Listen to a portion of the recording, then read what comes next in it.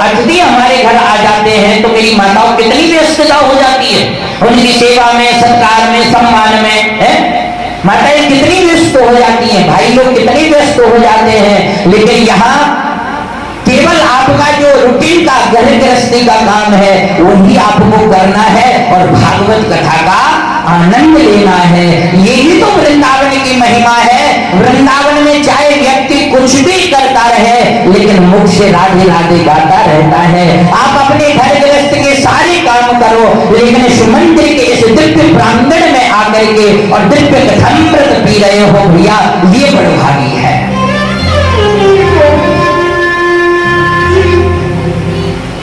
आप बड़भागी हो, बहुत पुण्य करके आए हो। लेकिन भैया जाऊंगा यदि कोई लुत्फ न ले पावे तो बाकी बराबर दुर्भाग्यशाली तो कोई है ही नहीं। गंगा घर बैठे आई और गंगा में यदि स्नान न कर पाओ तो प्यारे थोड़े छिंटाई लगा लो, है जैसे प्राय जाते ना लोग गोवर्धन की परिक्रमा देने, परिक्रमा देते हैं बढ़िया, और जब आता है मानसी गंगा में स्नान करने का नंबर, कोई इस जल से हम नहीं नहाते, ले साहब करो धरो सब है वो माटी है। बोले मानसी गंगा में हम नहाते नहीं। अरे ना नहावे तो बेटा तू छिंटाई दे ले, है ऐसी मेरी माताओं बाबाओं ये दिव्य भागवत ज्ञान गंगा यहाँ प्रवाहित हो रही है। वैसे तो इस ज्ञान गंगा भागवत को ही केवल ज्ञान गंगा की उपाधि मिली है। ये भागवत ही ऐसी है जो ज्ञान गंगा है मेरे प्यारे। एक गंगा वो है पतित पावनी जो हम उस गंगा में जाकर के स्नान करते हैं, लेकिन हम गंगा नहाएंगे तो केवल हमारा उद्धार होगा। लेकिन ये भागवत गंगा ऐसी है भैया, कैसी ऐसी गंगा की आभा प्रभाव वायु के प्रभाव से जहां जहां तक पहुंचती है ना प्यारे, वहां वहां तक ये पवित्र कर देती है, ये पावन कर देती है। एक गंगा वो है जिसे हम बोतल में भर के लाते हैं और एक गंगा यह है भागवत ज्ञान गंगा जो वायु के प्रवाह से ही प्रवाहित होती है। यानी कि समझ में आया कुछ? ये भागवत ज्ञान गंगा हवा से चलती है। किससे चलती है? हवा से, वायु से। यहां से वायु, यहां भागवत हो रही है, लेकिन मेरी माताओं बाबाओं सच कह रहा हूं ये भागवत का दिव्य प्रमाण है कि इस भागवत की महिमा और इस भागवत का प्रभाव जहां जहां तक पहुंचता है ना वहां वहां तक का वातावरण पवित्र कर देता है, पावन कर देता है, दिव्य कर देता है। लेकिन मूरख हृदय न चेत जो गुरु मिलई ब्रंच सब है। मूर्ख के हृदय में चैतन्यता नहीं आती है, जो गुरु मिलई ब्रंच सब है।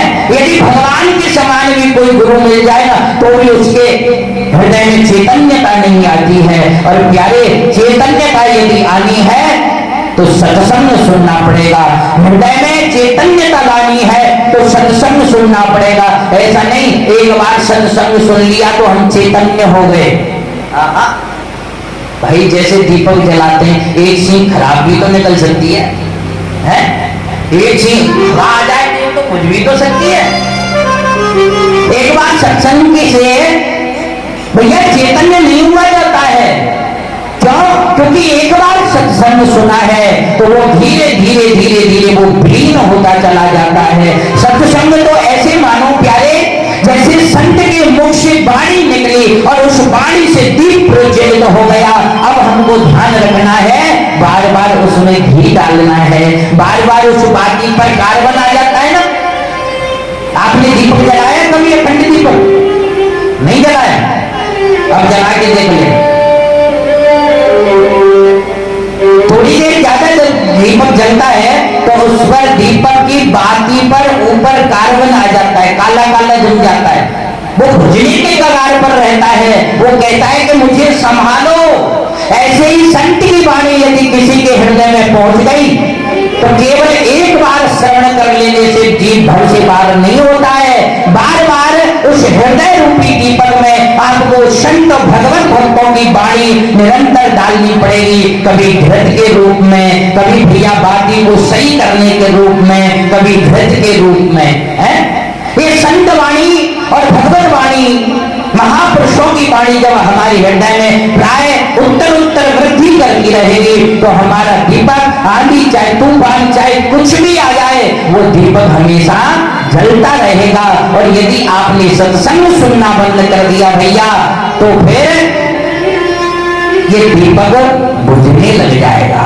आजकल लोग सुनने में कम और सुनाने में ज्यादा विश्वास रखते हैं। मेरी मैयाओं, मेरे बाबाओं, सुनने में जो आनंद है वो सुनाने में नहीं है, सुनने में जो रस है वो सुनाने में नहीं है, पीने में जो रस है वो पिलाने में नहीं है। अरे प्यारे, राजा परीक्षित ने जब रस पिया तो गुरुदेव से बोला गुरुदेव आज तो मैं धन्य हो गया हूँ, आज तो मैं कृतार्थ हो गया हूँ जो आप जैसे महापुरुष के माध्यम से मुझे भागवत रूपी रस पीने को मिल रहा है।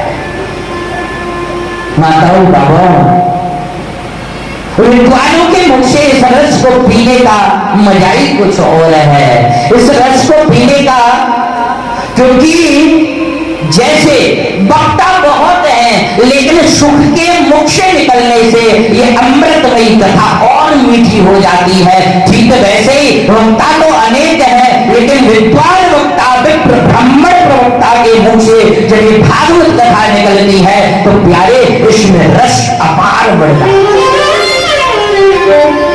कथा वही है, कहने का तरीका भी थोड़ा बहुत डिफरेंट हो सकता है, परंतु जब दिव्य विद्वान प्रवक्ता के मुख से, संत महापुरुषों के मुख से इस दिव्य कथामृत का पान करते हैं तो इसका रस अद्भुत हो जाता है, अनोखा हो जाता है। सुखदेव जी महाराज इस दिव्य कथामृत का पान करा रहे हैं, हम भी इस दिव्य ज्ञान गंगा में गोता लगा रहे थे और कल हम रसास्वादन कर रहे थे दिव्य कथा का। कल की कथा का आरंभ भागवत के बहुत प्यारे मंत्र से हुआ था। सत्यव्रतम सत्य परम त्रिसत्यम सत्य योनिम निहतम च सत्य। सत्य सत्य कहकर के देवता स्तुति कर रहे हैं, आराधना कर रहे हैं, प्रभु का स्वागत कर रहे हैं, प्रभु को धराधाम पर आमंत्रित कर रहे हैं। सज्जनों, मेरे प्रभु के इस पृथ्वी पर आने के अनेक कारण होते हैं, एक कारण नहीं है, प्रभु को आने के अनेक कारण हैं। वैसे तो ऐसा कहते हैं यदा यदा हि धर्मस्य ग्लानिर्भवति भारत अभ्युत्थानम् धर्मस्य तदात्मानं सृजाम्यहम् परित्राणाय साधूनां विनाशाय च दुष्कृतम्।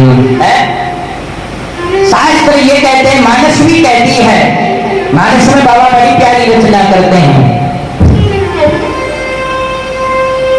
जवे जवे होए और धर्म की हानि, जवे जवे होए धर्म की हानि, बाढ़इया सोए अधम अभिमानी, बाढ़ई असुर अधम अभिमानी। जब जो होए धर्म की हानि और बाढ़ई असुर अधम अभिमानी, जब जब असुर बढ़ जाते हैं, अधर्म बढ़ने लगता है, पापी अपराधी अत्याचारी बढ़ने लगते हैं, जब जब हुए धर्म की हानि, प्रभु को लगता है कि धर्म की हानि होने वाली है, बाढ़ ही असुर अधम अभिमानी, अधम बढ़ने लगते हैं, अभिमानी बढ़ने लगते हैं इस पृथ्वी पर। मानस में बाबा कहते हैं तभी तभी प्रभु धरे विविध शरीरा, तभी तभी धरे प्रभु विविध शरीरा, तभी तभी प्रभु धरे विविध सरिया। तब तब धरे प्रभु विविध शरीरा। हरहि कृपानिधि सजन पीरा। हरहि कृपानिधि सजन पीरा। जब जो हुए धर्म की हानि, तब तब धर प्रभु विविध शरीरा और हरहि कृपा निधि सज्जन पीड़ा। तब तब मेरे प्रभु विविध अवतार धारण करके आते हैं, राक्षसों का उद्धार करते हैं, अधर्म का नाश करते हैं और धर्म की स्थापना करते हैं।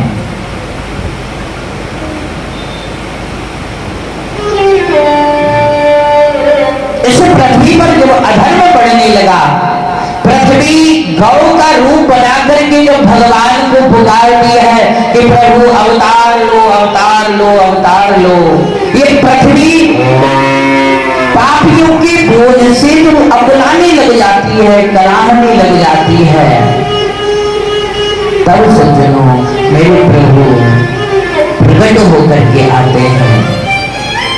देवता सिद्ध गंधर्व सब भगवान को पुकारते हैं, हे प्रभु आप अवतार लेकर के आइए, अब इस पृथ्वी का भार हरण करिए। तब मेरे प्रभु प्रकट होकर के आते हैं और उस पृथ्वी का भार हरण करते हैं।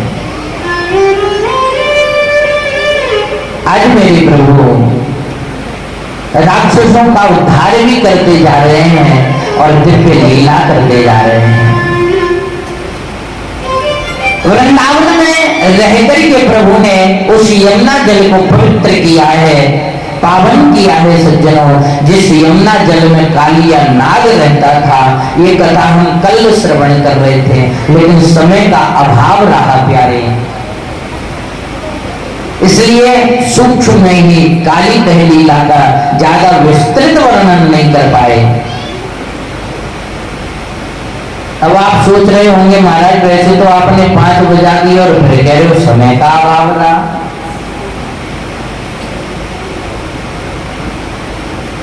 देखो भैया बात ऐसी है कि ये कथा तो अथा है, कथा अथा है। यहाँ में भैया 5 बज जाओ चाहे 15 बज जाओ, है समय की कोई सीमा नहीं रहती है। जितना समय मिलता है उतना ही कथा का विस्तृत होने लग जाता है। अजमेर में कथा हो रही थी, 7 दिन की कथा हुई, लेकिन भक्तों को आनंद नहीं आया। बोली महाराज जी कथा में आनंद नहीं आया। खूब कथा सुनी, 6 घंटे कथा हुई, पर महाराज तृप्ति नहीं हुई। तो मैंने कहा भैया समय बढ़ा दीजिए। बोली ठीक है महाराज, अब की बार पहले से ही समय सुनिश्चित किया जाएगा। जब द्वितीय वर्ष कथा हुई तो यही भागवत ज्ञान गंगा 11 दिन की हुई। कितने दिन? 11 दिन की भागवत हुई। और अब तो भैया उन्होंने विचार कर रखा है, बोले महाराज 11 दिन में भी तृप्ति नहीं हुई, महाराज पेट ना भरो 11 दिन की कथा में भी। मैंने कहा तो फिर अब का विचार है? बोले महाराज अब की बार 15 दिन की भागवत का। ये भागवत है ही प्यारे ऐसी, याद रखिए, याकू पीवेते पिपासा कबो शांत ना रह सके। जैसे महाराज चटकी लगती है ना, जब थोड़ा चिकना चुपड़ा खा लेते हैं ना, तो गरम गरम खा लेते हैं ना, तो बार बार पानी की प्यास लगती है कि नहीं? पेट फुल हो जाता है, लेकिन फिर भी पानी पिए जाओ ऐसी इच्छा होती है। क्या बोलते हैं आप लोग उसके?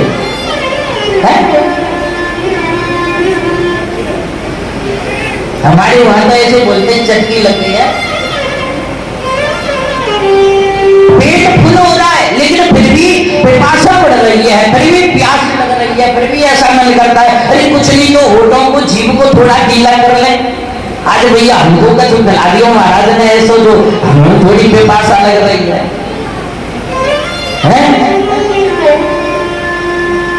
ठीक भागवत भी ऐसी है सज्जनों। इसमें चाहे कितना भी पेट भर जाए, कितना भी पेट भर जाए, लेकिन पिपासा इसको पीने की लालसा कभी समाप्त नहीं होती है। और जाने भैया कबू जा अमृत वो पियो ना है, बाकी कान कोई काम के ही ना है। मानस में बाबा ने कहा है ना, जिने हरि कथा सुनी नहीं जिने हरि कथा सुनी नहीं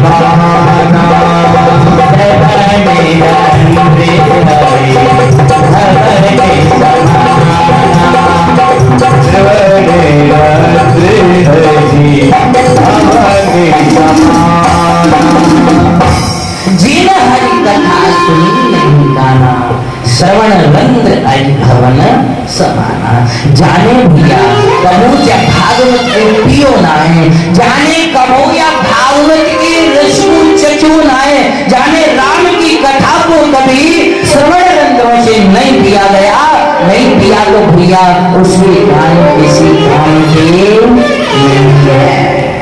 भगवान कहते हैं बेटा मैंने तुझे कान दिए और कान पाकर के भी तू मेरा कीर्तन, मेरा भजन, मेरी कथा नहीं सुन रहा है, तो अगली बार तुझे कान नहीं दूंगा। है तो भगवान क्या करते हैं, बेटा को बेटा बना। इसलिए मेरी माताओं बाबाओं, यदि हमें कान मिले हैं तो इन कानों को पाकर के हमें इस रस को पीते रहना चाहिए। श्री गिरि गोवर्धन नाथ की दिव्य पूजा हम और आप सभी कर रहे थे, दिव्य कथा का रसपान भी कर रहे थे। मेरे प्रभु गिरि गोवर्धन नाथ की पूजा संपन्न कराते हैं सज्जनों, एक रूप से स्वयं पूज रहे हैं और एक रूप से पूजा करा रहे हैं। एक रूप सो पूजत है, एक से रयो पुजाए, और ब्रजवासी के भाग्य सो प्रभु मांग मांग के खाए। एक रूप से स्वयं पूज रहे हैं और एक रूप से स्वयं पूजा करा रहे हैं और मांग मांग के खा रहे हैं। लाओ ब्रजवासी, अब ब्रजवासी भैया 56 भोग 40 व्यंजन प्रभु को समर्पित कर रहे हैं, प्रभु मांग मांग के खाए जा रहे हैं। इधर सज्जनों गिरिराज जी की परिक्रमा की, आराधना की, सेवा की, और जब सेवा हो गई ब्रजवासी अपने अपने घर को जब चले हैं, इधर देवऋषि नारद का आगमन ब्रजमंडल में हो जाता है। नारद जी ने ब्रज में आकर के देखा कि ब्रजवासियों ने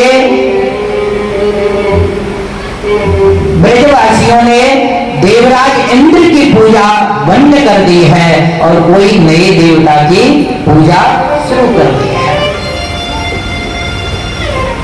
नारद जी ने जब देखा तो नारद जी सीधे पहुंच गए इंद्र के पास और इंद्र से जाकर के कहा, क्योंकि नारद जी का तो काम ही यही है, इंद्र से जाकर के कहा, अरे देवराज तुम यहाँ चुपचाप बैठे हो, अरे वहां ब्रज में जाकर के देखो ब्रजवासियों ने तुम्हारी पूजा बंद कर दी है और ब्रजवासी तो किसी नए देवता की पूजा कर रहे हैं।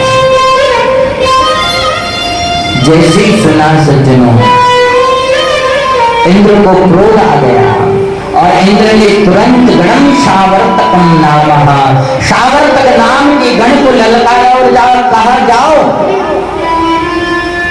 पूरे ब्रज को जलमग्न कर दो, पूरे ब्रज को जल में डुबो दो, कोई भी ब्रज में जीवित नहीं बचना चाहिए।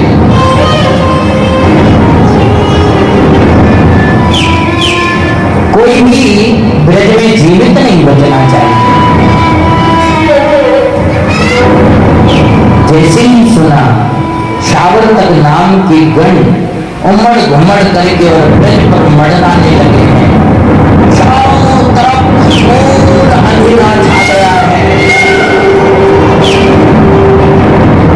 मौसम एकदम विपरीत हो गया है, बादल गड़गड़ाने लगे हैं, बिजली चमकने लगी है, हवा साए साए करके प्रवाहित होने लगी है।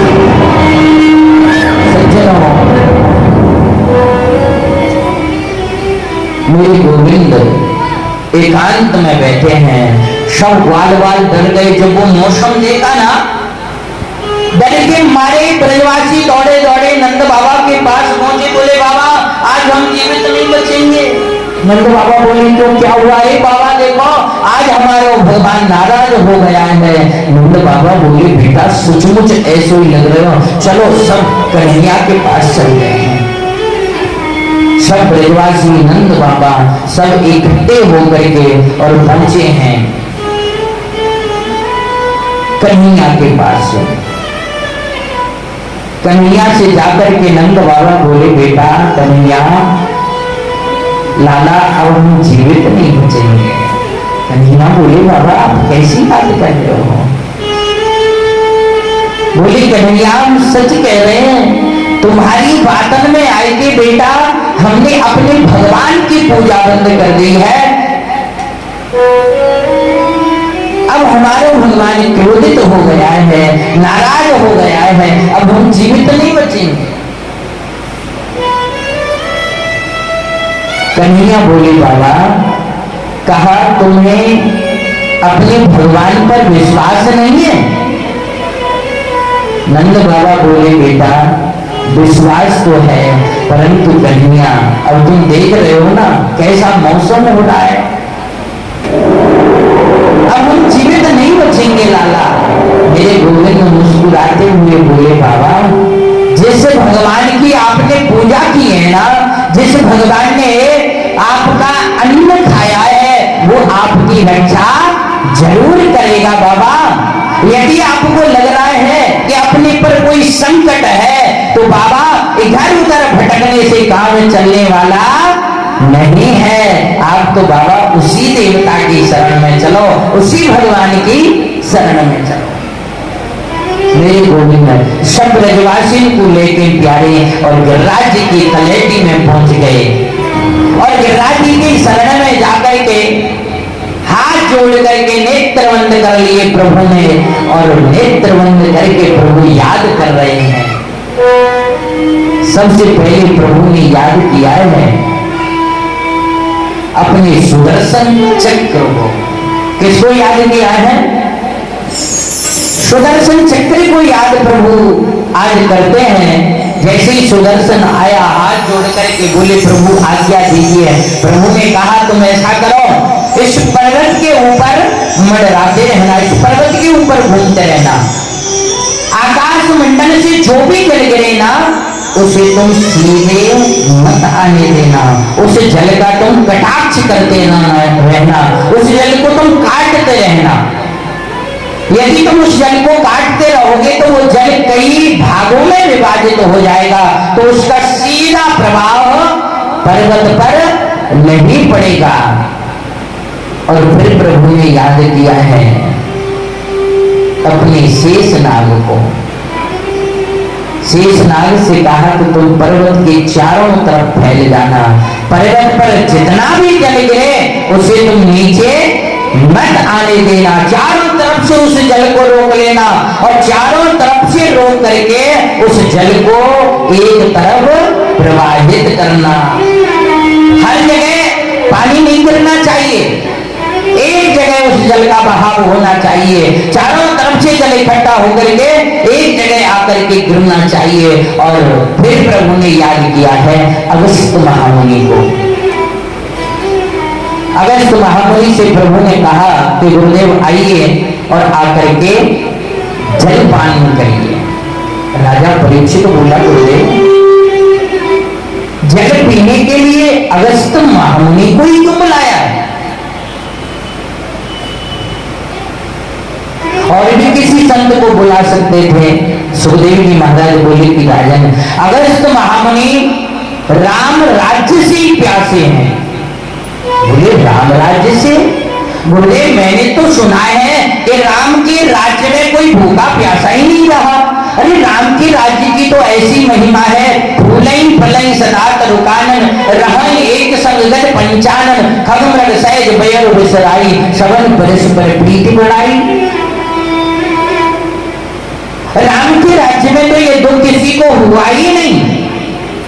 मानस में बाबा कहते हैं दैहिक दैनिक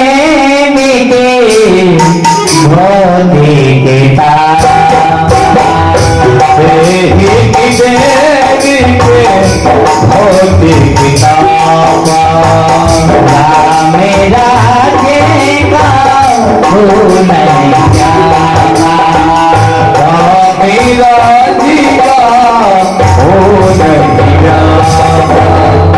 दैहिक दैविक भौतिक तापा और राम राज्य का हो नहीं व्यापार।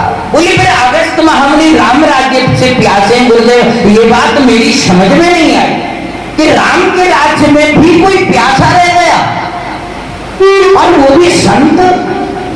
अरे विप्रदेव सुर संत हित लीन मनुज अवतार निज इच्छा निर्मित तनु माया गुण गोपाल। अरे जिसके लिए वो अवतरित होकर के आए और वही उनके ही राज्य में प्यासा है। सुखदेव जी महाराज बोले कि राजन, जब मेरे प्रभु का प्रेमी, जब मेरे प्रभु के प्रेमी को अभिमान होता है, भैया गलत काम मत करो, कथा में ध्यान रखिए आप, आगे बैठ करके बात। हाँ,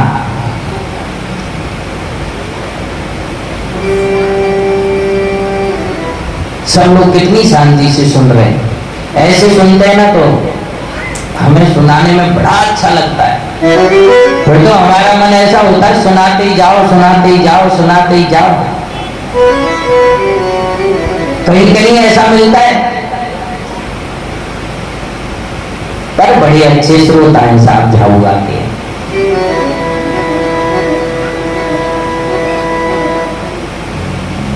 अगस्त महामुनि प्यासे सज्जनों, जब प्रभु के प्रेमी को जब अभिमान होता है तो उस अभिमान को नष्ट करने के लिए प्रभु विविध क्रीड़ा करते हैं, अनेक लीलाएं करते हैं। राजा परीक्षित बोला, गुरुदेव किसको अभिमान हो गया? सुखदेव जी महाराज बोले कि राजन, जनक नंदनी जानकी को अभिमान हो गया है, इसलिए अगस्त महामुनि को प्यासे रहना पड़ा है। राजा परीक्षित बोला, गुरुदेव अभिमान हुआ जानकी को और प्यासे रहने अगस्त महामुनि, बात जमी नहीं है भाई। अभिमान यदि जानकी को हुआ है तो प्यासी जानकी रहनी चाहिए। अब अभिमान हो रहा है जानकी को और प्यासे रह रहे हैं अगस्त महामुनि को। गुरुदेव बात समझ में नहीं आई है। गुरुदेव कहने लगे कि राजन, मेरे प्रभु ने जब पता लगा है प्रभु को कि जानकी को अभिमान हो गया। अच्छा, ये पता कब लगा कि जानकी को भी अभिमान हो गया, सीता जी को भी अभिमान हो गया? जब जानकी जी पहली बार विवाह होकर के और अवध में आई हैं, तो नई नई बहू जब आती है ना तो रसोई पूजन होता है, चूल्हा पूजन होता है। अब क्या होता है कि नहीं, नई बहू करती है ना चूल्हे का पूजन है। अच्छा, फिर ऐसा सिस्टम हो रहा है, वो नई बहू ही रसोई बनाती है, यानी भोजन बनाती है उस दिन, है? आपके यहाँ नहीं है क्या ऐसा? वही बनाती है ना नई बहू। पर आजकल की सासू माँ दया कर देती है, बोली बेटा तुम तो ऐसा कर, बस हाथ लगा दे। अब नई नई बहू आई है, सासू माँ कहती है बेटा तू तो हाथ लगा दे, मैं बना दूंगी, तू बैठ आराम कर। अब आते ही सासू ने कह दिया तू तो हाथ लगा दे बेटा, मैं बना लूंगी। अब बहू का तो वो नियम ही बन जाता है, हमेशा हाथ ही लगाती रहती है। बोले सासू माँ तुम बनाती रहो, है? लेकिन जनक नंदनी जानकी से के जीवन से सीखना चाहिए मेरी माताओं। माँ जानकी ने अनेकों प्रकार के व्यंजन बनाए हैं और चूल्हा पूजन हुआ है, रसोई का पूजन जानकी के कर कमलों से हुआ है। माता कैकेयी, कौशल्या, सुमित्रा आनंदित होने लगी है, प्रसन्न हो गई है।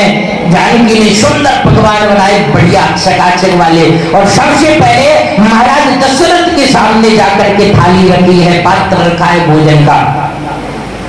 महाराज दशरथ किसी से बातें कर रहे थे। जानकी जी चुपचाप खड़ी हो गई हैं कि महाराज जब इस थाली को स्वीकार करेंगे तभी मैं यहाँ से जाऊंगी। आजकल तो माताएं, अच्छा जब तक ससुर ने दिखाई दे ना ससुर जी को, तब तक तो घूंघट रखेंगी दो दो हाथ को, और जब देख लियो ससुर जी की आंख, फिर देखो कमर पे दूध की बांध लेंगी, है रख देंगी, खा ले। मेरी माताओं, अपने स्वभाव, अपने स्वरूप, अपने धर्म, अपने फर्ज, अपनी कर्तव्य, अपनी मर्यादा को कभी मत भूलो। आज जनक जन्मेरी जानकी बिल्कुल मौन खड़ी हैं कि महाराज दशरथ जब इसे भोजन की थाली को स्वीकार कर लेंगे तभी मैं जाऊंगी। इतनी देर में एक तिनका उड़ता हुआ उस थाली की तरफ आ रहा था। जानकी ने उस तिनके को जब देखा, वो तिनका हवा में उड़ रहा है और उड़ते उड़ते उस थाली की तरफ आ रहा है। जानकी जी विचार करती है, यदि ये तिनका थाली में गिर गया तो महाराज क्या करेंगे? ससुर जी क्या कहेंगे कि देखो नई बहुए 4 दिन आए ना भाई, इसको दिखाई नहीं देता है, थाली में कचरा पड़ा है और उसी थाली में लेके आ गई है भोजन। जैसे ये विचार जानकी के हृदय में आया, मेरी माताओं बाबाओं, जानकी ने उस तनिके को ऐसी दृष्टि से देखा, ऐसी दृष्टि से उस तनिके को देखा कि वो तिनका वही जल करके भस्म हो गया, नष्ट हो गया वो तिनका। अच्छा महाराज दशरथ ने यह दृश्य देख लिया। महाराज दशरथ बोले, देवी जानकी, जिस दृष्टि से तुमने इस तिनके को देखा है, ऐसी दृष्टि से तुम किसी और को मत देखना। क्योंकि महाराज जानते थे, क्या पता घर में कोई लड़ाई झगड़ा नहीं, कोई बात का, भाई घर है, घर गृहस्थी की है। बोले जैसे तिनका देखो ऐसी दृष्टि का दिन मेरे ऊपर डाल गई तो भैया मेरे तो कल्याण ही हो ही जाना। बोले जानकी, जिस दृष्टि से तुमने इस तिनके को देखा है, ऐसी दृष्टि से तुम किसी और को मत देखना। सज्जनों, जानकी ने कभी ऐसी दृष्टि दोबारा किसी पर नहीं डाली। रावण तो पच पच के हार गया था। रावण जब जानकी को लंका ले गया था ना, तो रावण ने जानकी से कहा, एक बार लोक मम ओला, हे जानकी, एक बार तुम मेरी तरफ देख लो। रावण ने क्या कहा? एक बार तुम मुझे देख लो। अच्छा, रावण जानता था कि यदि जानकी की एक दृष्टि मेरे ऊपर पड़ जाए तो मेरा कल्याण हो जाएगा। अच्छा, पहले तो एक ही रावण था प्यारे, पहले कितने रावण थे? हैं? पहले एक ही रावण था और एक ही सीता थी। मेरी माताओं बाबाओं, उस रावण के यहाँ जब जानकी रहती है, उस रावण के यहाँ सीता रहती है, वो सीता उस रावण के यहाँ से राम को सुरक्षित मिल जाती है। लेकिन आजकल तो भैया घर घर में रावण बैठा है? कलयुग बैठा मार कुंडली, जाऊं तो मैं कहां जाऊं। अब हर घर में रावण बैठा, इतने राम कहां से लाऊं?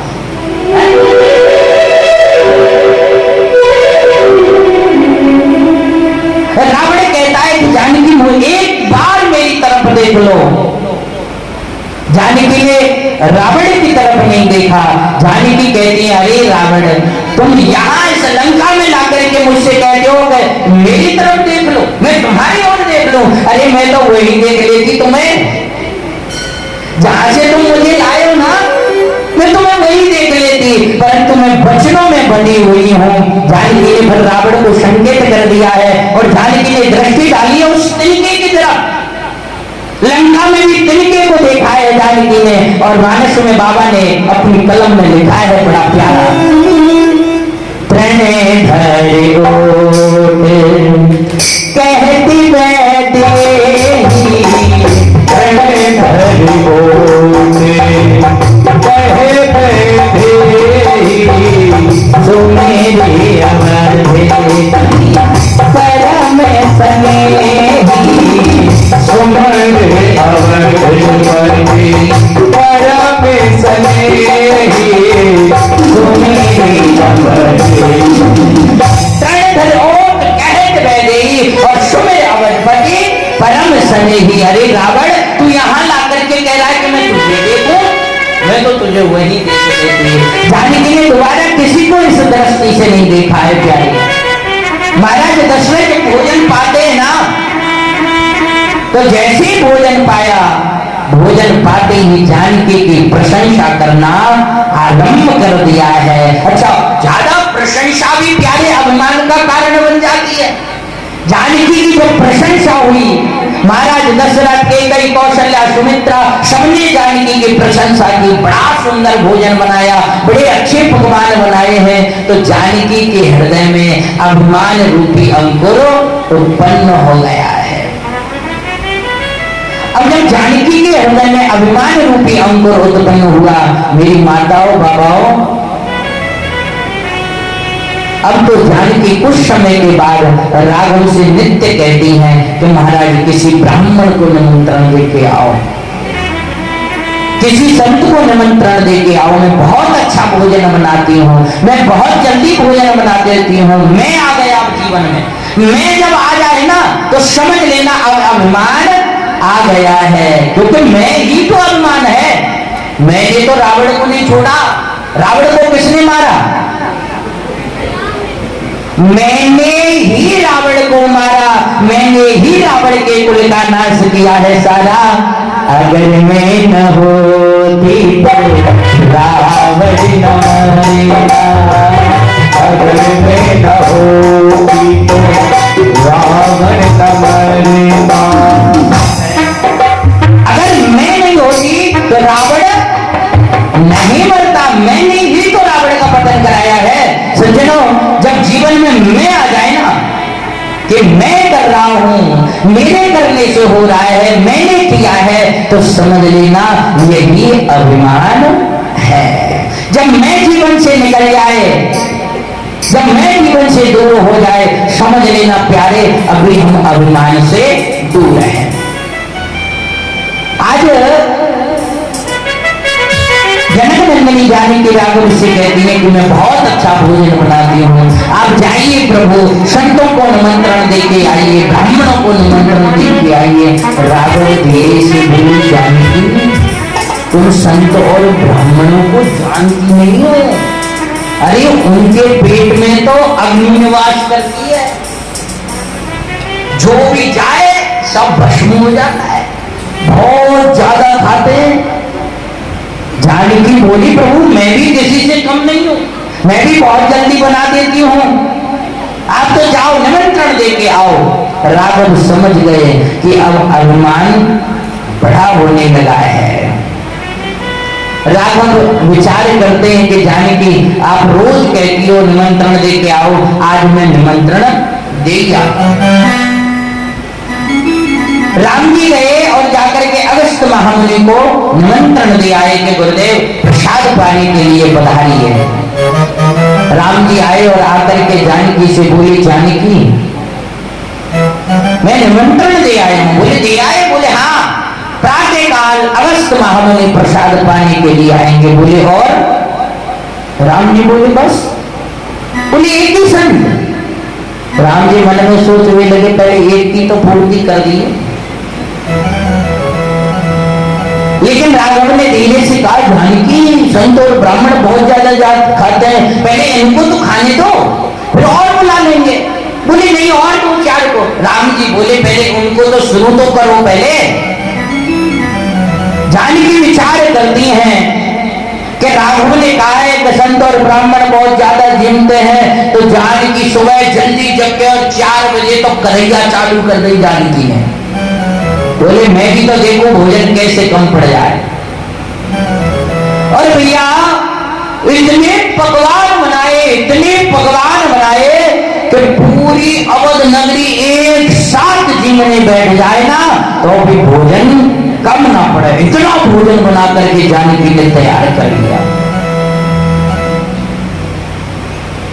अब अगस्त महामुनि आए हैं, राम जी आए, अगस्त महामुनि को आसन दिया, चरण धोए, चरणामृत लिया, सुंदर आसन पर बिठा करके जानकी रसोई में गई है भोजन लेने। तब तक राघव धीरे से बोले, गुरुदेव कल की बात याद है या भूल गए? अगस्त महामुनि बोले, कौन सी बात? बोले जब तक मैं मना नहीं करूंगा तब तक हटना मत।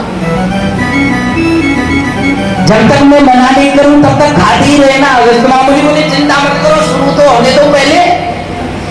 बोले ठीक है प्रभु, अब मैं चलता हूँ। राघव दूर चले गए। अब जानकी लाई है सुंदर पात्र में भोजन सजा करके। अब इतनी सी पूरी है और कटोरी में, सबके घर में छोटी कटोरी, माने एकदम भभकती हुई धुआं दे रही खीर। आजकल माता ऐसी परोसती हैं। और आजकल की मैया को तो गजब काम है, सब घर में सबसे छोटी कटोरी और घी गैस पे ही रख के रखे पंडित जी आगे जिमते हैं, और फिर भभकती हुई खीर और सबसे छोटी कटोरी में, और ले जाके पंडित जी के सामने रख दी और मैया वहीं पे बैठ गई। बोले महाराज खीर खाओ ना। पंडित जी ने खीर देखी, धुआं दे रही है खीर का है। अब मैया अरे पंडित जी पूरी का खाओ, खीर खाओ। अब पंडित जी सोचे खीर कैसे खाऊं है। लेकिन मेरी माताओं छोटी छोटी पूरी पतली पतली मैया ने बड़ी प्यार से, बड़े दुलार से, बड़े चाव से बनाई। अगस्त मामूली को परोस के जैसी रसोई में पहुंची सामान और लेने, तब तक तो अगस्त मामूली ने हाथ जोड़ के भोग लगायो और पाना शुरू किया। जानकी रसोई से वापस लौटती है तब तक थाली साफ। तीसरी पूरी को कहा लगे खाने में भाई, इतनी तीव्र गति से खाने लगे। जानकी फिर दौड़ी दौड़ी लामे परोस के जामे दोबारा ले ले, तब तक थाली साफ मिले। जानकी सोचने लगी कहीं जी बाबा छुपा तो ना रहो। जानकी ने परिक्रमा लगा के चारों तरफ घूम के देखो, बोले कहीं झोला तो है ना। भाई ये माल इतनी जल्दी झाका रहा है। अब जानकी पीछे पीछे देखती जाए और दौड़ी दौड़ी रसोई में जाए। देखे महाराज लगे धुआंधार जिंदे। जानकी फिर रसोई से लेके आवे, तब तक थाली एकदम साफ। जानकी ने सोची काम चले बारों आए। सुबह से शाम हो गई, पूरी रात हो गई भोजन करते करते। जितना माल जानकी ने बनाया भैया सब के सब ठिकाने लगो। जानकी जी घबरा गई, बोले अब चक्कर पड़ गया भैया।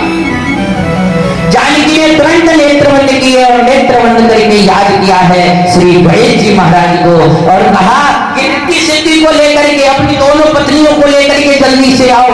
अब तो गणेश जी महाराज जानकी के सामने आकर के उपस्थित हो गए रिद्धि सिद्धि को लेकर के। जानकी बोली रिद्धि सिद्धि से बनाओ पूरी। बोले अब पूरी मत बनाओ, मैंने बना ली बहुत पूरी। बोले फिर क्या बनाओ? बोले तुम पूरा बनाओ। हाँ बोले छोटी से काम नहीं चलेगा। बोले अब बड़ी बड़ी उसी हिसाब से बनाओ। भाई छोटी तो बहुत जल्दी एक ही बार में महाराज गोल गोल करिए। बोले तुम बड़ी बनाओ, शायद के हिसाब से बढ़िया महाराज के हिसाब से बनाओ। अब तो बड़ी बड़ी पूरी बनने लगी साहब। अगस्त महामनी को परोस के जामे, अगस्त में रसोई से वापस लामे, तब तक थाली साफ। दूसरा पूरा दिन हो गया, पूरी रात हो गई, 3 दिन हो गए, 4 दिन हो गए, 5 दिन हो गए, 6 दिन हो गए, 7 दिन हो गए। भोजन करते करते अखंड भोजन पा रहे अगस्त मामनी। क्षण भर का भी विराम नहीं है भोजन में। जानकी जी सोचने लगी कहीं ऐसा तो नहीं महाराज को समाधि लग गई हो। भाई भोजन करते करते समाधि लग गई हो, बस झीमते जा रहे हैं, उन्हें होश ही नहीं हो, तो थोड़ी समाधि भंग करनी चाहिए। जानकी आई और आकर के हाथ जोड़ करके बोली महाराज आपके चरणों में मैं प्रणाम करती हूँ, मेरा प्रणाम स्वीकार कीजिए। अगस्त महामुनि बोले देवी सौभाग्यवती रहो, पर अभी आशीर्वाद देने का समय नहीं है। पहले पेट पूजा और पीछे का। जानकी समझ गई समाधि ना लगी, ये तो खांगे इतनों 9 दिन हो गए भोजन करते करते, 10 दिन हो गए, 11 12 दिन हो गए, 13 14 दिन हो गए, 15 दिन हो गए। जानकी जी घबरा गई। गणेश जी महाराज रिद्धि सिद्धि साफ कंपन होने लगा है। बोले मैया कैसे संत को बुलाई लियो। मैया बोली अब का करें महाराज, आप तो परोसो जल्दी। अब तो जानकी और गणेश जी महाराज 15 दिन हो गए। जानकी सोचने लगी थोड़ी और उनका ध्यान भंग कर देती हूँ। हाथ जोड़ करके जानकी बोली महाराज जब आधा भोजन हो जाए ना तो पानी पी लेना चाहिए। अगस्त महाराज बोले अरे देवी तुम क्यों चिंता कर रही हो, जब आधा हो जाएगा ना तो हम स्वतः जल पी लेंगे। ओ जानकी बोली अभी आधा ना 15 दिन हो गए, रात और दिन भोजन पर अभी आधा ही नहीं हुआ। अवस्थ महामुनि बोले देवी अभी आधा नहीं हुआ है, लाओ जल्दी। अब तो 16 दिन हो गए भोजन करते गए, 17 दिन हो गए, 18वें दिन तो जानकी जाकर के राघव के चरणों में गिर पड़ी। बोले प्रभु कैसे संत को बुला के लाए हो? राम जी बोले क्यों, क्या हुआ जानकी? अरे तुम तो बहुत जल्दी भोजन बना देती हो, एक संत की जठराग्नि शांत नहीं हो रही आपसे। जानकी समझ गई और हाथ जोड़ करके बोली प्रभु मुझे क्षमा कर दीजिए, और इस संत की तृप्ति करना मेरे बस की बात नहीं है महाराज, ये तो बहुत ज्यादा खाते हैं। आप सही कह रहे थे, इनके पेट में तो अग्नि का वास है। मेरे राघव कहने लगे कि जानकी सच कहूं ना तो संत और ब्राह्मण ज्यादा नहीं खाते हैं। बोले महाराज जी 18 दिन के लगातार खा रहे कौन है? संत है कि हम और कोई घुस गए? 18 दिन हो गए महाराज। अगस्त महामुनि के बारे में श्री राघवेंद्र सरकार कहने लगे कि जानकी सच कहूं ना तो अगस्त महामुनि ने 18 दिन तक भोजन पाया नहीं है, उनको भोजन पाना पड़ा है।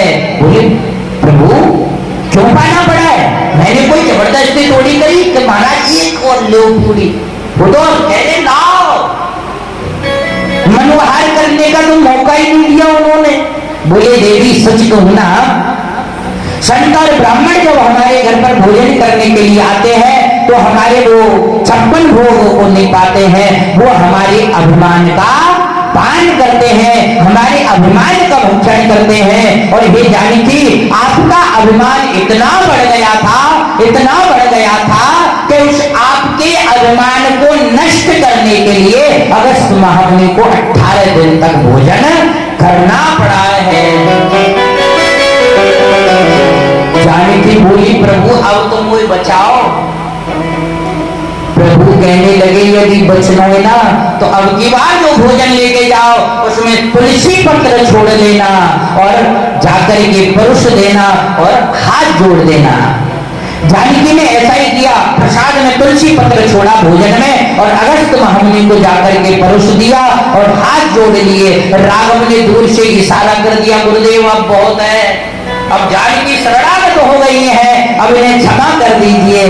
अगस्त महामुनि बोले देवी जैसे ही वो भोजन पाया तुलसी पत्र वाला भोजन पाते ही कहने लगे देवी अब आधा भोजन हो गया है, अब जल्दी करके आइए। ओहो जानकी ने सोची जाने 18 दिन तक भोजन करो, पानी कम 36 दिन तक तो पियो हुई।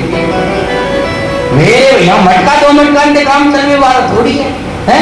जानकी दौड़ी दौड़ी राघव के पास गई और जाकर के हाथ जोड़ करके विनय करने लगी कि प्रभु भोजन तो आपकी कृपा से हो गया। शब्द बदल गए, पहले तो मैं और अब क्या आ रहा है? आपकी कृपा से हो गया। जब ये भाव आ जाए ना, मेरा आपकी कृपा से सब काम हो रहा है, मेरा आपकी कृपा से सब काम हो रहा है, मेरा आपकी कृपा से सब काम हो रहा है, मेरा आपकी कृपा से सब काम हो रहा है।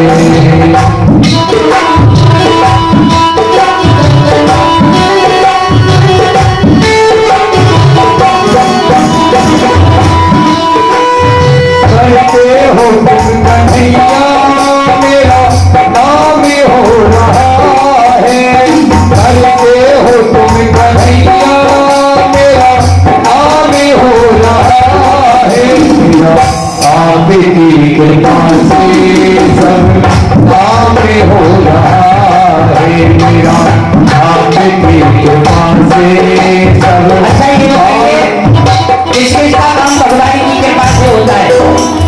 सच्ची सच्ची बताना, झूठ मत बोलना। किसका काम भगवान की कृपा से होता है?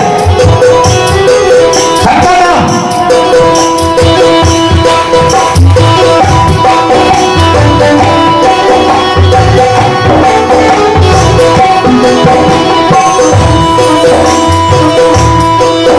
परिवार के बिना ही मेरी नाव चल रही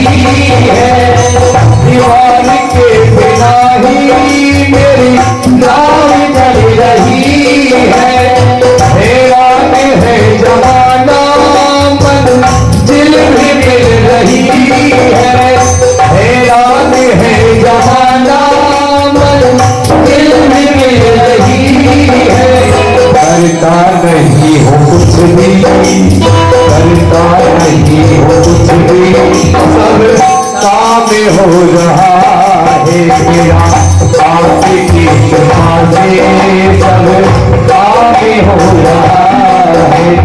करता हो तुम कन्हैया, करते हो तुम कन्हैया, मेरा काम हो रहा है मेरा आपकी कृपा से, सब काम हो रहा है मेरा आपकी कृपा से, सब काम हो रहा है। मेरा आपकी कृपा से सब काम हो रहा है, करते हो तुम कन्हैया, मेरा नाम हो रहा है। वास्तविक में जनक नंदिनी जानकी के शब्द बदलने लगे हैं। पहले तो कह रही थी मैं भोजन बनाऊंगी, मैं भोजन खिलाऊंगी, लेकिन अब बोले प्रभु भोजन तो आपकी कृपा से हो गया, लेकिन अब जल तो आप स्वयं पिला दीजिए।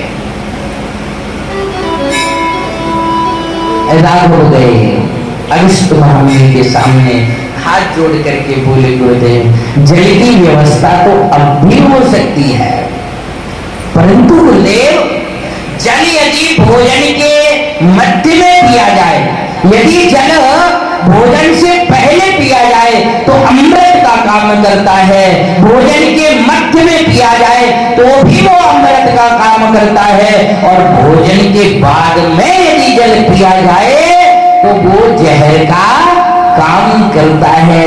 ये गुरुदेव जल की व्यवस्था तो अब भी हो सकती है, परंतु गुरुदेव जब मैं कृष्ण अवतार धारण करके आऊंगा 7 दिन और 7 रात्रि तक घनघोर वर्षा होगी, उस जल को भी तो कहीं ठिकाने लगाना पड़ेगा। हे गुरुदेव आप तो संत हैं, समाधि लगाइए, ध्यान लगाइए, और ऐसी समाधि लगाओ गुरुदेव कि जब मैं कृष्ण अवतार धारण करके आऊंगा तो आपको अवश्य आमंत्रित करूंगा और आप आना और जलपान करना। तब से ही अगस्त महामुनि प्यासे हैं। आज जब मेरे राघव कृष्ण अवतार धारण करके आए हैं तो प्रभु ने अगस्त महामुनि को बुलाया है कि गुरुदेव आइए और आकर के जलपान करिए।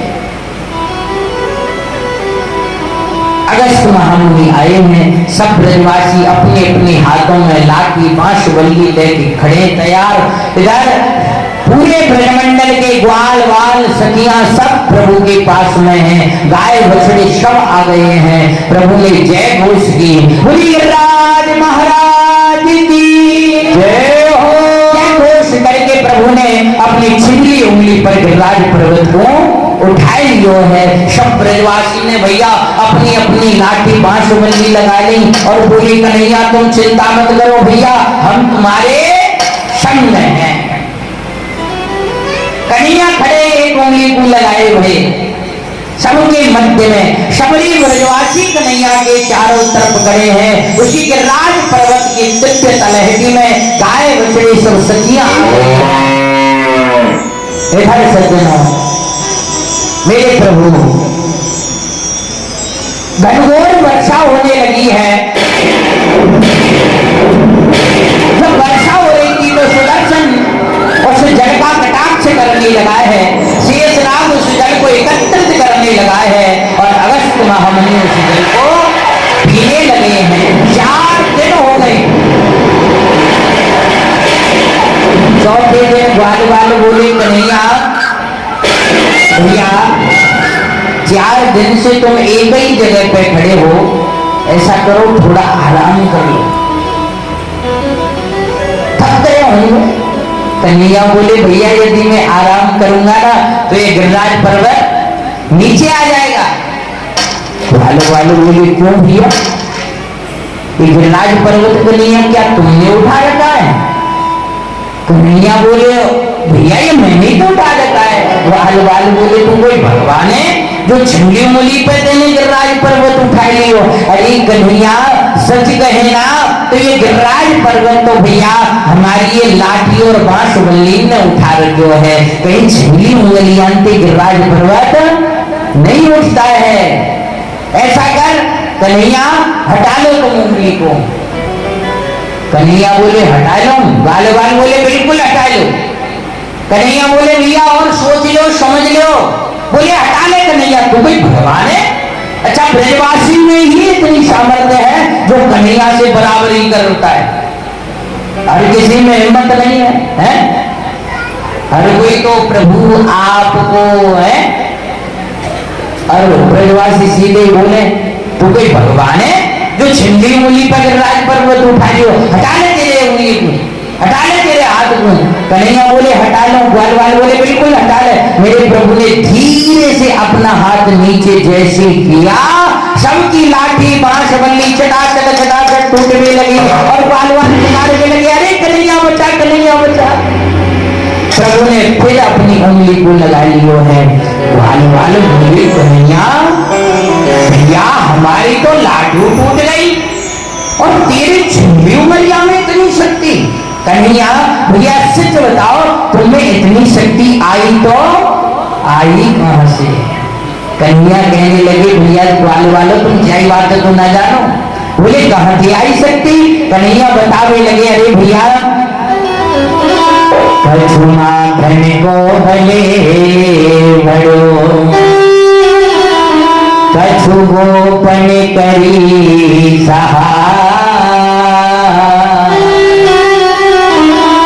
श्री राधे जो की कृपा सो मेरे गिरवर लियो ठाय। कछु माखन को बल बड़ो। ग्वाल वाल बोले भैया दो बात तो हमारी समझ में आई कन्हैया। कछु माखन को बल बढ़े तो भैया देख माखन तेने तो अकेले ने खायो ना, माखन तो हमने भी तो खायो है, फिर हमारा बल कहां गया? भाई तुमने माखन खाया हमने भी खाया, जितनी तुम में शक्ति है उतनी हमें भी तो होनी चाहिए। हाँ ये हो सकता है तुमने थोड़ा बहुत ज्यादा खाया होगा, हमने थोड़ा बहुत कम खा लिया होगा, बस इतना ही तो फर्क है, लेकिन माखन तो हमने भी खाया, फिर हमारी शक्ति कहां गई?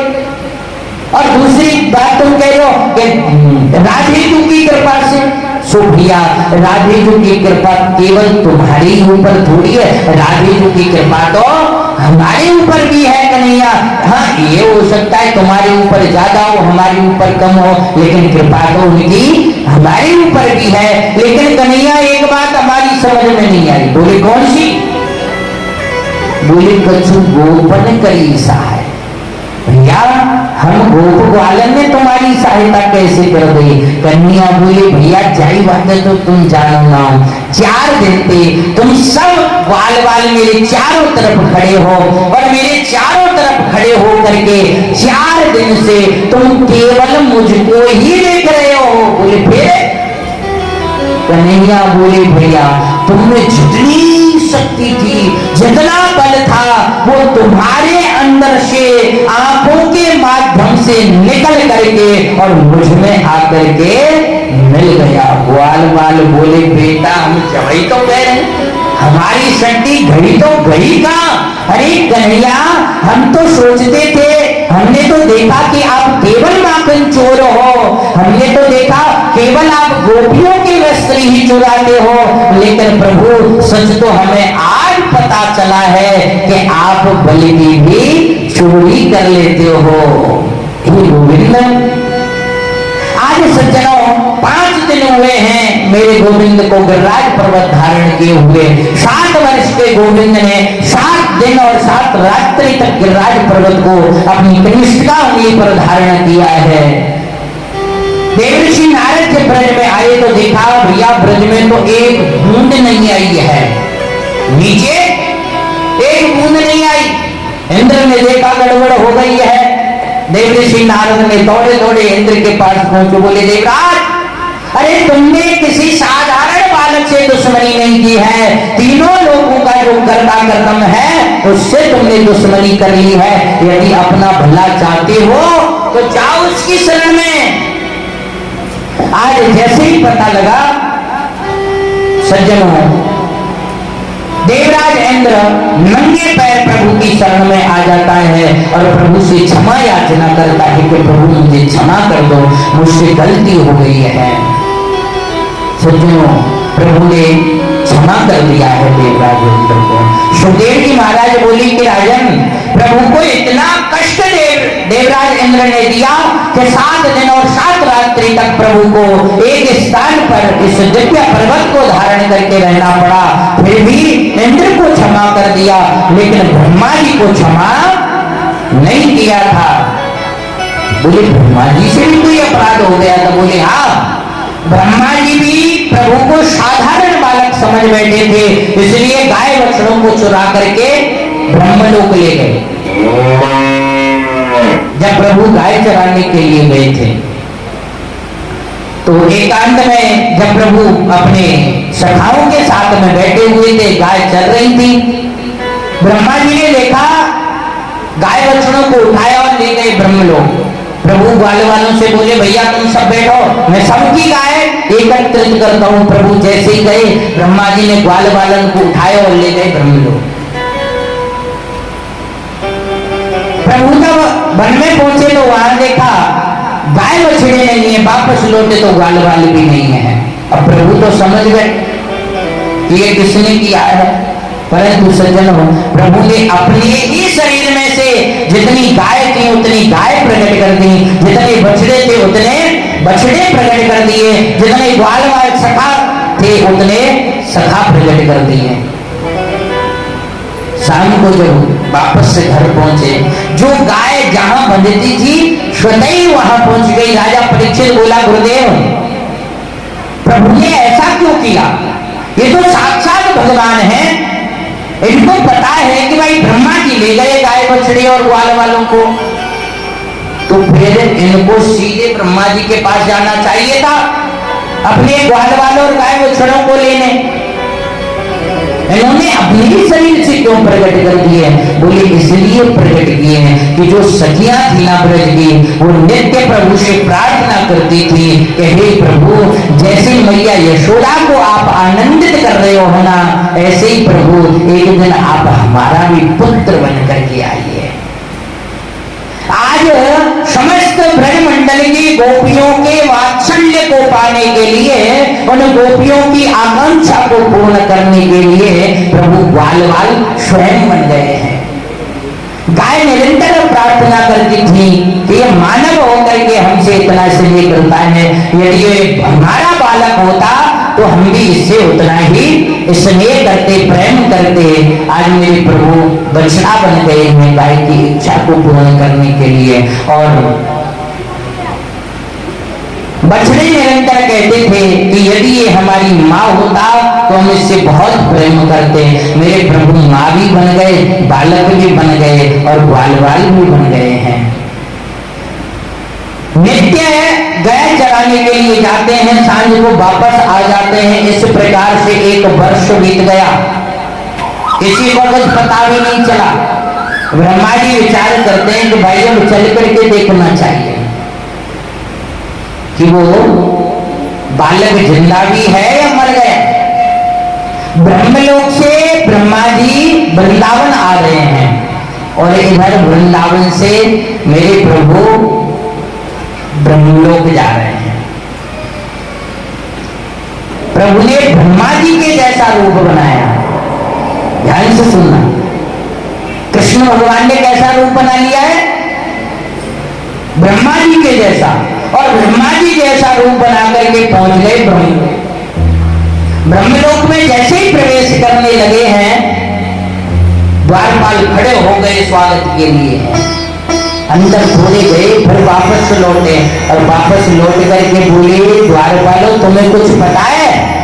हाथ जोड़ करके द्वारपाल बोले स्वामी क्या कहना चाहते हो? बोले भैया आजकल मेरे जैसे नकली ब्रह्मा बहुत घूम रहे, तुम लोग थोड़े सावधान रहा करो। मेरे जैसे नकली मुखौटे लगा करके, दाढ़ी जटा बढ़ा करके ऐसे बहुत ब्रह्मा घूम रहे हैं, तुम थोड़े सावधान रहा करो। द्वारपाल बोले महाराज आपने बड़ी कृपा की जो हमें बता दिया, आप चिंता मत करो। यदि कोई भी नकली ब्रह्मा आएगा हम उसे छोड़ेंगे नहीं, आप बिल्कुल निश्चिंत रहो। आप जाओ महाराज अंदर और अपने आसन पर विराजमान हो जाओ। मेरी प्रभु गए अंदर और जाकर के अपने गाय बछड़ों को लेकर के वापस आए। इधर प्रभु तो वापस आ रहे हैं और इधर से भगवान ब्रह्मा जी अपने ब्रह्मलोक के लिए जा रहे हैं। जैसे ही ब्रह्मलोक में पहुंचे हैं प्रभु, और ब्रह्मलोक में जैसे ही प्रवेश करने लगे द्वारपालों ने रोक दिया। द्वारपालों ने रोका है। ब्रह्मा जी बोले, मूर्खो, तुम मेरा मार्ग रोक रहे हो, तुम्हें पता नहीं है मैं कौन हूं। द्वारपाल बोले, हमें खूब पता है, तुम्हारे जैसे नकली ब्रह्मा बहुत टोले दिया, हम तुम्हें नहीं जाने देंगे। और ये तो अच्छा हुआ जो हमारे स्वामी हमको बता करके चले गए। ऐसा है, अब यहाँ तुम्हारी चलने वाली नहीं है, कहीं और कोई रूप बदल करके किसी और के साथ में छल करना, हम तुम्हें अंदर नहीं जाने देंगे। ब्रह्मा जी को क्रोध आ गया, अरे मूर्खो, ये नकली मेरी दाढ़ी नहीं है, जटा नकली नहीं है, ये मुखौटे असली हैं। मैं कोई नकली ब्रह्मा नहीं हूं, असली ब्रह्मा हूं, तुम्हारा स्वामी हूं। प्रभु बोले कि मैं असली ब्रह्मा हूं। द्वारपाल बोले, हमारे असली स्वामी तो अभी अभी अंदर गए हैं, और ये तो बताओ जो हमें बता करके चले गए, नहीं तो भैया हम तो दुविधा में पड़ जाते, पहचानना ही मुश्किल हो जाता। तुम तो बिल्कुल असली बन करके आए हो।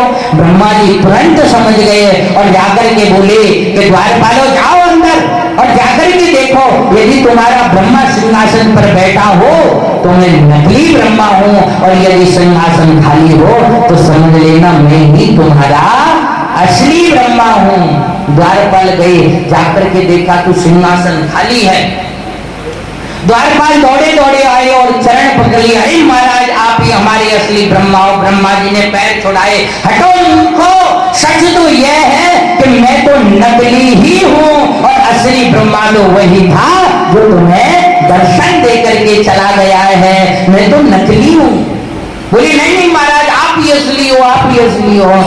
ब्रह्मा जी बोले, मूर्खो, ये रूप तो मुझे उसी ने दिया है, और जब तक उसकी इच्छा है, जब तक मेरे पास ये रूप है, और जब उसकी इच्छा होगी तो ये रूप वो वापस ले लेता है। ये मेरा स्वयं का ये रूप नहीं है। ठीक ऐसे ही मेरी माताओं बाबाओं, हमारा और आपका जो ये रूप है ये अपना नहीं है, ये तो किराए का मकान है, ये किराए की कोठरी है भैया, कब खाली करनी पड़ जाए इसका कोई पता नहीं है। आप हमेशा धन संचय करने में लगे रहते हो, धन को इकट्ठा करने में लगे रहते हो।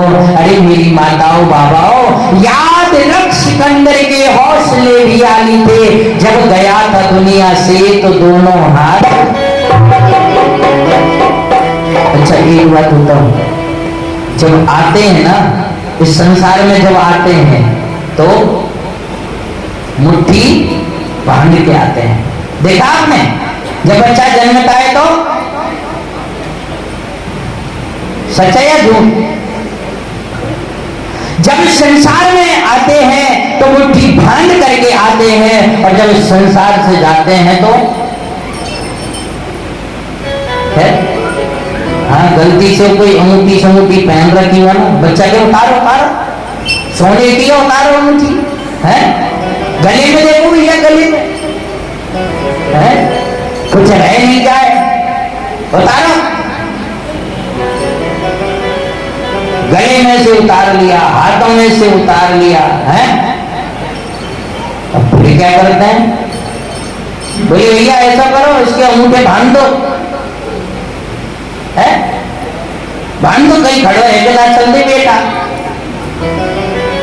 इतना ही नहीं, नाक में हुई है, हाँ कहीं दोबारा जिंदा हो जाए, रुई लगा दो नाक में, लगा दी, बांध दिया, बोले खड़ा नहीं हो जाए, चलो ले चलो इसे, ले करके जाते हैं, फिर मंगाएंगे साहब फूल मंगाएंगे, हैं झेरी से मंगाएंगे, बोले बिखेरते चलेंगे साहब, है? बताओ, जो पैसा उसने पसीने, इतनी खून पसीने की कमाई करके जो धन कमाया, उसी के बाल बच्चे वही पैसा उसके ऊपर बिखेर करके, उसने 1 रुपया नहीं बिखेरा और उसी के बच्चे उसके ऊपर बिखेरते हुए उसे लेकर के जाते हैं। पता है क्यों बिखेरते हैं? बेटा 1 रुपया दान नहीं करो, बहुत इकट्ठो कर लियो, और तेरे बाप में दम है तो उठा के बता, है? बहुत झूठ बोला, बहुत पाखंड किया है।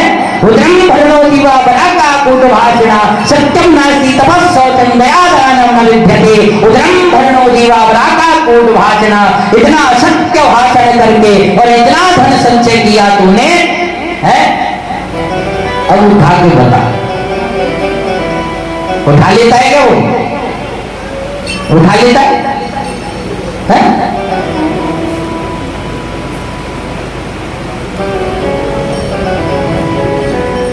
बता।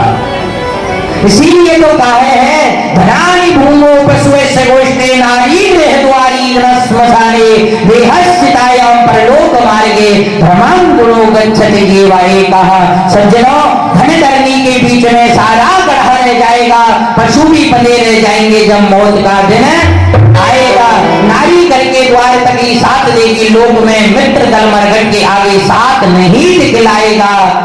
देह भी तेरी चिता के बीच में जल भुन जाएगा।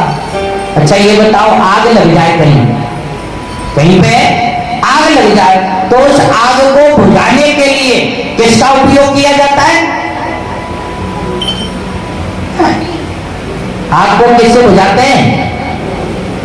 किससे बुझाते हैं? पानी से, है? पानी से, पानी से या मिट्टी से? पानी से, मिट्टी से। और अब तो और बढ़िया मजा आ गया भाई कथा में। देखो बाबा ने बड़ी सुंदर बात कही है, मिट्टी से और पानी से अग्नि को बुझाया जाता है। लेकिन प्यारे, एक समय वो आता है कि मिट्टी और पानी दोनों को अग्नि जला देती है। किसको जलाती है? मिट्टी को और पानी को। कौन जला देता है? गगन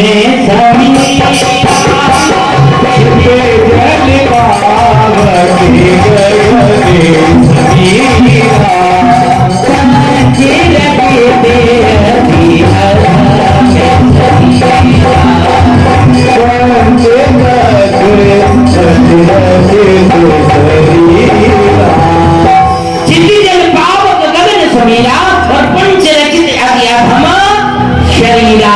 इस शरीर की रचना कितने तत्वों से हुई? 5 तत्वों से इस शरीर की रचना हुई। परंतु सज्जनों, जब अंत समय आता है, इस देह में, ये देह रूपी जो मिट्टी है,